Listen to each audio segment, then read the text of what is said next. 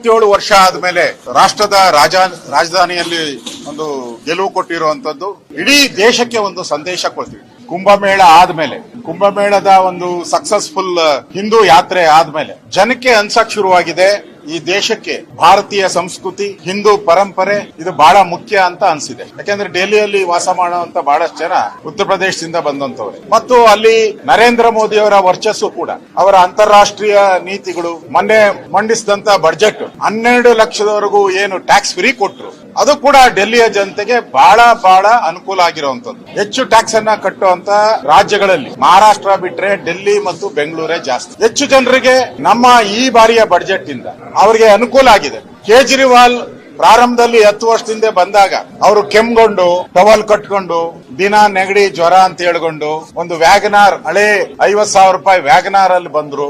ಈಗ ವ್ಯಾಗನಾರು ಇಲ್ಲ, ಟವಲ್ಲು ಇಲ್ಲ, ಕೆಮ್ಮು ಇಲ್ಲ, ಎಲ್ಲ ಹೊರಟೋಗಿದೆ.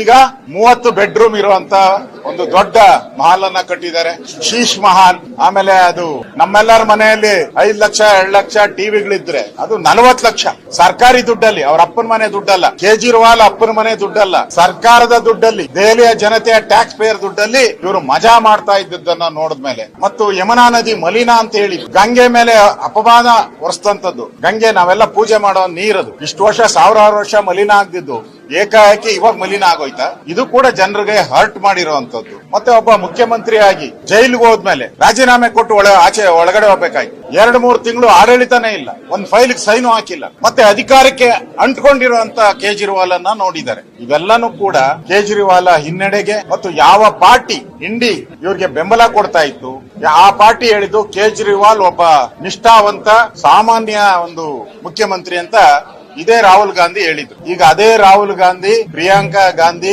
ಅವ್ರು ಹೇಳಿದ್ರೆ ಇನ್ನೊಬ್ಬ ದೊಡ್ಡ ಭ್ರಷ್ಟ ಅಂತ ಹೇಳಿದ್ದಾರೆ. ಈಗ ಅದೇ ಕೇಜ್ರಿವಾಲ್ ಹಿನ್ನಡೆ ಮುಖ್ಯಮಂತ್ರಿ ಹಿನ್ನಡೆ. ಇಷ್ಟೆಲ್ಲ ಆದ್ಮೇಲೆ ಜನಕ್ಕೆ ಈ ದೇಶದಲ್ಲಿ ಬಿಜೆಪಿ ಒಂದೇ ಪರ್ಯಾಯ, ನರೇಂದ್ರ ಮೋದಿ ಅವರ ಆಡಳಿತ.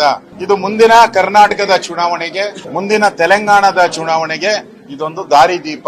ಇವತ್ತು ಕರ್ನಾಟಕದಲ್ಲಿ 5 ಗ್ಯಾರಂಟಿ ಕೊಟ್ಟು ದಿನನಿತ್ಯ 5 ಗ್ಯಾರಂಟಿ ಅಂತಾರೆ, ಒಂದು ಡೆವಲಪ್ಮೆಂಟ್ ಆಗಿಲ್ಲ.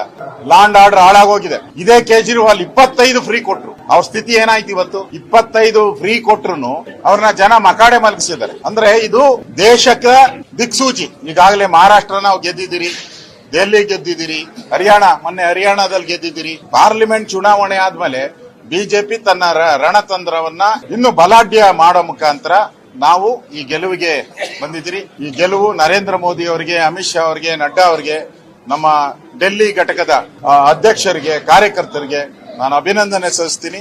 ನೀವು ಈ ಗೆಲುವೇನು ಕೊಟ್ಟಿದ್ದೀರಾ ಅದು ಇಡೀ ದೇಶಕ್ಕೆ ಗೆಲುವನ್ನ ಕೊಟ್ಟಿದ್ದೀರಾ.